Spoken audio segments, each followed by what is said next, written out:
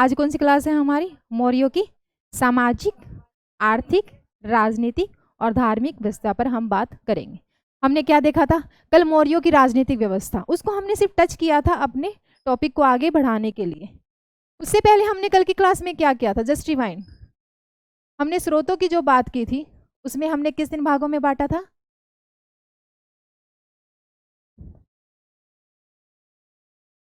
शिलालेख,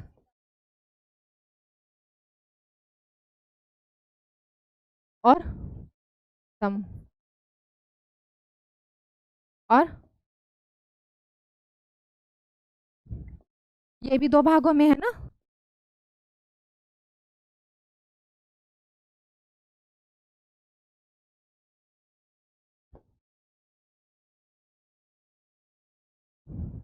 चार। अशोक ने कौन सी दी थी? बाराबर की पहाड़ियों की गुफाएं कौन सी उसमें थी? कर्ण, सुदामा, चौपार और विशुभ झोपड़ी। और उसके बेटे दशरथ ने कौन सी गुफाएं दी थी? नागार्जुनी पहाड़ियों की। ठीक है, कर लोगे? ये हमने किया था, कितना है ये? 14, 14 लेख हैं और कितनी जगह पे हैं? 8 पे हमने कर लिया था। इन 14 लेखों की हमने बातें भी कर ली थी। ये कितने हैं टोटल? 18। ठीक है, ये है 18, ये है 14 लेख और 8 जगहों पे, ये 18 के 18 पे ही है। और ये कितने हैं? ये है 6 और ये है 5। ठीक है, अभी ध्यान से सुनना, यहां से क्वेश्चन उठता है। ये कौन सा था? यहां से उठाएंगे। ये सांची था, ठीक है, सारनाथ था, कौशाम्बी था, लुम्बिनी, रुमनीदेई और निगविला सागर, निगलिवा सागर। अच्छा सुनो, ये तीनों इंडिया में है और ये है नेपाल में। अच्छा, यहां पर वो किस लिए गए थे? मिलने कनक मुनि से। कनक मुनि को हम क्या कहते हैं कि बुद्ध धर्म के ही अवतार हैं। ठीक है, और रुमनी देवी में क्या गए थे? ये लुम्बिनी में कर अर्थव्यवस्था इन्होंने जब कम की थी। और कौशाम्बी का क्या है? इनके परिवार का वर्णन मिलता है, रानी कारुवकी का और इनके पुत्र तीवर का।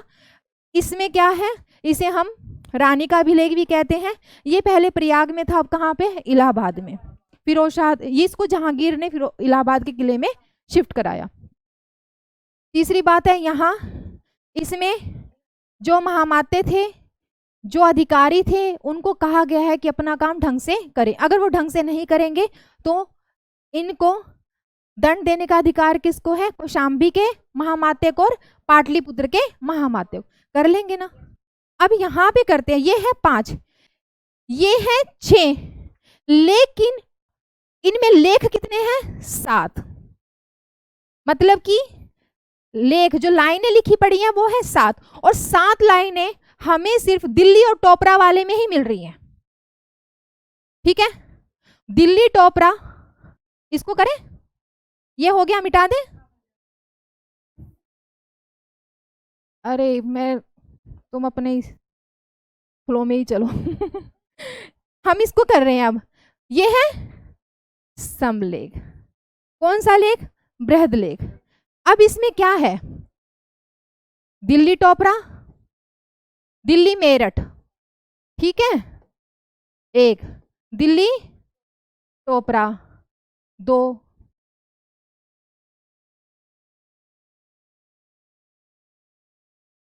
अरोरा,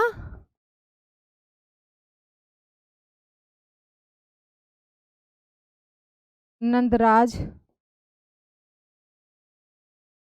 अरोरा ये बिहार का है, गया का। और अरोरा रामपुरवा, और ये कौन सा है? प्रयाग का। ये है दिल्ली मेरठ वाला। ठीक है, ये जो दिल्ली टोपरा वाला है ना, ये अब कहाँ पे है? दिल्ली में है। और ये कहाँ पे था? अंबाला में। पहले ही अंबाला में था, फिरोज शाह तुगलक इसको दिल्ली में ले आए। और केवल यही है जिसमें 7 के 7 लेख है, बाकी सब में तो 6 हैं। इसमें 7 के 7 पूरे लेख हैं, ठीक है। और इसीलिए, ठीक है, और ये अंतिम भी है अशोक का। इसमें 7 के 7 लेख हैं। ये अंबाला में था, फिरोज शाह तुगलक इसे दिल्ली लेके आए, ये अंतिम है। और इसमें क्या 7 के 7 है। और अशोक ने बौद्ध धर्म ग्रहण किया, इसके बारे में हमें जानकारी मिलती है सिर्फ इससे कि उन्होंने इसमें बुद्ध के धर्म के और संघ की पूर्ण व्याख्या की है। क्लियर? दूसरा, इसके में अरोरानंद राज से हमने क्या लिया? बैल सिंह। अरोरानंद राज से हमने क्या लिया है? सिंह। रामपुरवा के स्तंभ लेख में किसका हमें साक्ष्य मिलता है? बैल का। वृषभ। प्रयाग वाला जो स्तंभ लेख था वो अब इलाहाबाद में है, और उसको किसने शिफ्ट किया इलाहाबाद में? जहांगीर ने। बस यहाँ पे यही इंपॉर्टेंट है कि दूसरे अभिलेख में हमें क्या मिलता है। बस यही पता होना चाहिए, दिल्ली मेरठ, दिल्ली टोपरा, रामपुरवा, प्रयाग, अरोरा नंदराज और अरोरा लंगराज गया है। ठीक है, कर लेंगे पक्का। ये इसके बृहद स्तंभ लेख हैं। इसको बृहद क्यों बोला? क्योंकि इसने इतनी पंक्तियों में पूरा सार लिखा हुआ। और दूसरे अभिलेख की 7वीं पंक्ति में उन्होंने बौद्ध धर्म के सिद्धांतों को लिखा है। तो दूसरा बृहद स्तंभ लेख कहाँ है और इम्पोर्टेंट है जीएस के अकॉर्डिंग। जिनका ऑप्शनल होता है नेट निकालेंगे तो इन सब की प्रॉपर्टीज पता होनी चाहिए। अगर क्वेश्चन बनता है कि हमने जो बैल हमारा बैल का साक्ष्य कहाँ से है? रामपुरवा से। सिंह का साक्ष्य कहाँ से है? और कहाँ पे है? सारनाथ में। और कहाँ है सारनाथ में? चक्र है। चक्र किसने दिया था? महात्मा बुद्ध ने।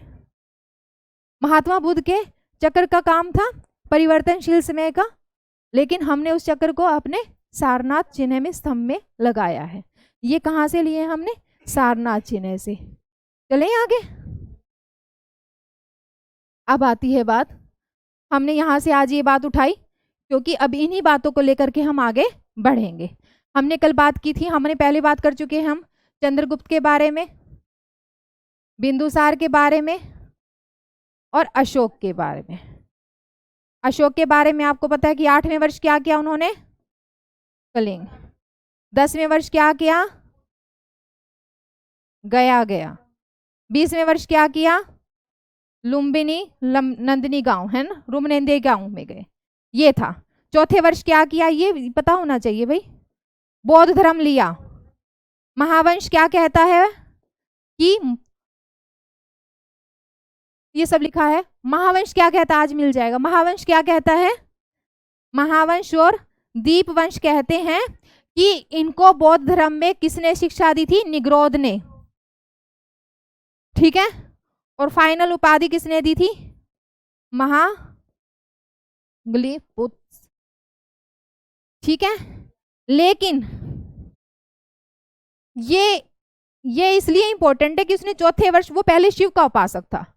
राज तरंगिणी के लेखक कहते हैं कि अशोक ने श्रीनगर की स्थापना कराई और वो शिव का उपासक था, राज तरंगिणी कहती है। और उन्होंने कलिंग के युद्ध के बाद अपने सिंहासन पर बैठने पर चौथे वर्ष में बौद्ध धर्म में दीक्षा ली। बौद्ध धर्म में महावंश और दीपवंश जो बौद्ध साहित्य हैं वो कहते हैं कि निग्रोध ने उनको दीक्षा दी थी और महागुलोपितलिस ने उसको फाइनल उपाधि दे दी। लेकिन दिव्यवान कहता है कि उसको किसने किया था? उपगुप्त ने शिक्षा दी थी। किसकी? बौद्ध धर्म की। यही 3 इंपॉर्टेंट है। क्लियर? चलें आगे। उपगुप्त कौन है? बौद्ध धर्म की शिक्षा दी। निग्रोध कौन है? बौद्ध धर्म की शिक्षा। कर लेंगे। अब आ गए आगे हम, ये जो धम्म है ये शब्द उन्होंने कहां से लिया? कहां से लिया? राहुलोवाद तुझसे, याद रहेगा। धम्म क्या है? नैतिक सिद्धांत।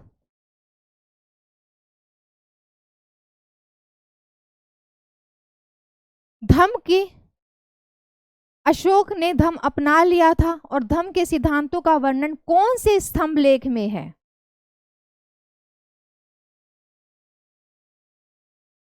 दिल्ली। हम धम्म के ही इंटरलेट कर रहे हैं, ये बातें हमने पहले कहां से ली? साक्ष्यों से ली। धम्म से संबंधित अधिकारी कौन थे? धम्म महामात्य, क्या था ना 5वें वर्ष? महामात्य। कौन से वर्ष थे? 5वें वर्ष। और किस में वर्णन है इसका? पहले में क्या था? जीव हत्या। दूसरे में क्या था? मित्रों से अच्छे संबंध। तीसरे में क्या था? रज्जुकों की। चौथे में क्या था? धम्म की घोषणा। 5वें में, ठीक है। उसके बाद क्या है?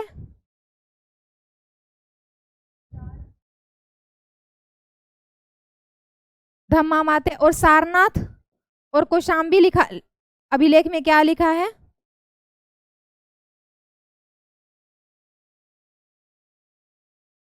धम्म में संघ की फूट पर दम, या धम्म में, धम्म के लिए नियम, किसके लिए? अधिकारियों के लिए। अनुसंधान सुन लो पहले, ये सब मिल जाएगा आपको। अभी तक का हमने हिस्ट्री का जो भी काम किया है, कोई भी चीज ऐसी है जो छूटी हो, इसलिए सुनो, कॉन्सेप्ट पे ध्यान दो।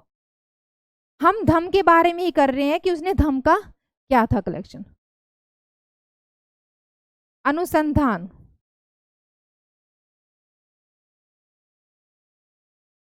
रज्जुक, महामात्य और धर्म महामात्य अधिकारी हर 5वें वर्ष में उनकी ट्रांसफर हो जाती थी। और कौन से अधिकारियों की? ये सुनो, ये क्या है? तोसली। किसका था ये क्षेत्र? कलिंग का। कलिंग की राजधानी क्या बनाई थी? तोसली। इधर क्या है? तक्षशिला। इधर क्या है? अवंती। ये क्या है?